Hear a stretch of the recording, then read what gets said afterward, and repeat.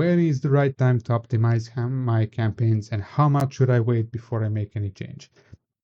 First of all, it's a different time frame in general. If we talk about time, depending, is it your sponsored product ad or your sponsored brand ad?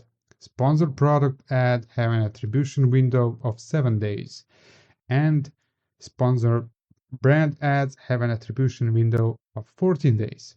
What that means? It means that 7 days, it means that if somebody clicks on your ad on Monday and they actually end up buying on Sunday, that's gonna show up as a sale contributed to that click on Monday, if that was the last click.